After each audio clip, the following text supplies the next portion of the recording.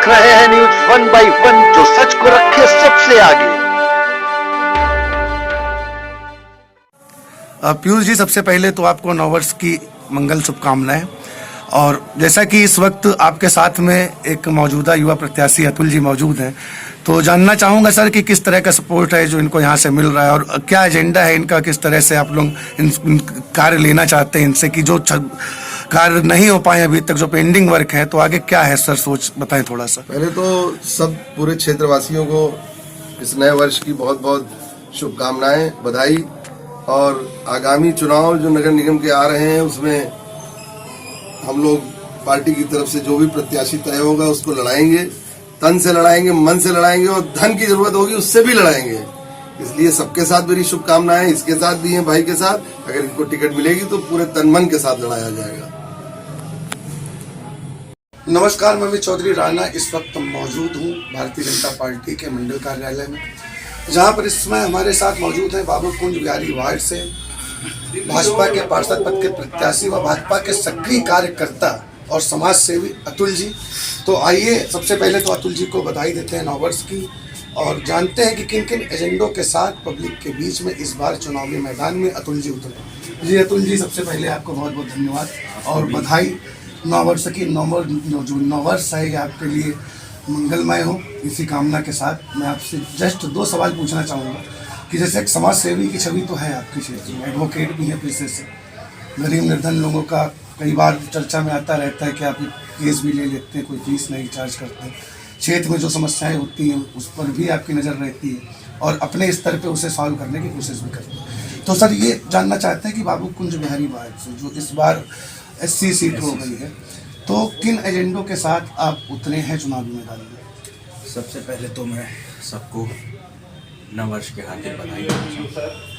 और हमारे एजेंडे वही बेसिक हैं जो सबसे पहले कि हमें क्षेत्र में हर एक इंसान के पास, जितने भी अपने नागरिक हैं उनके पास पहुंचना है। उनकी जो दिक्कतें हैं, होता यह है कि चुनाव के टाइम आदमी वहां पहुंचता है और चुनाव ख़त्म हो जाने के बाद उन गली मोहल्लों में जाना बंद कर देता है। तो हमें ये काम नहीं करना है। हमें सबसे पहले उनके घर पहुंचना है, उनके क्षेत्रों में जाना है, उनकी जो भी दिक्कतें आज नहीं आने वाले 5 सालों में जो भी रहें, हमें उन्हें सुनना है और उन पे काम करना है। छोटी छोटी दिक्कतें जो नालियाँ हैं, गलियाँ हैं, कहीं पर लाइट नहीं है। अभी जब मैं थोड़ा प्रचार प्रसार के लिए गया था तो कुछ जगहों पर नल नहीं है जहाँ पानी नहीं आ रहे हैं, तो उन्होंने भी मुझे बताया। तो ये सारी दिक्कतें जो मैं नोट कर रहा हूँ और उस पर ही मुझे काम करना है। जैसे मूलभूत समस्याएं होती हैं सर जनता के पास, छोटी छोटी, जैसे कहीं अगर टंकी लगी है तो मोटर खराब है, या कहीं शुद्ध पेयजल की समस्या है कि जो पानी है वो गंदा आ रहा है, या आपका साफ सफाई से संबंधित।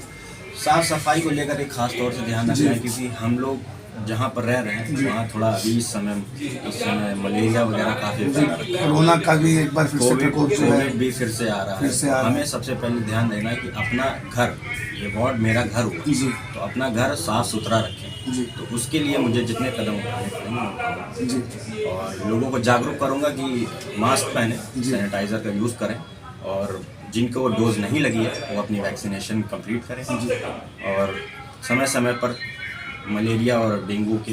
सर जैसा कि इस वक्त अचानक ठंड बढ़ गई है और ठंड का माहौल भी है, तो आपका जो क्षेत्र है बस अड्डे से काफ़ी नज़दीक है, जहाँ पर कई सारे राहगीर भी, मुसाफिर रात बिरात आते हैं, रुकते हैं, तो एक समाज सेवी होने के नाते क्या उस ओर भी आपका ध्यान है? जो आपके वोटर नहीं है लेकिन एक जो सामाजिकता कहती है कि वहाँ कुछ अलाव करवा दें या कुछ ऐसा सिस्टम कर दें अपनी तरफ से। जी ज़रूर। हम सबसे पहले तो प्रत्याशी की जगह एक इंसान होने के नाते हम दूसरों की मदद करना सबसे पहला काम है।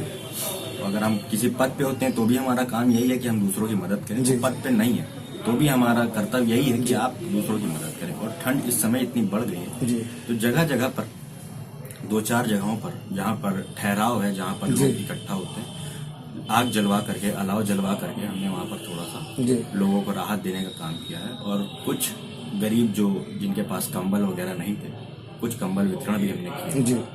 तो ये मैं दूसरों से भी ये कहना चाहूँगा कि अगर आपको कोई ऐसा इतनी भयानक ठंड में कोई मिलता है जो ज़रूरतमंद हो तो उसकी आप मदद ज़रूर करें।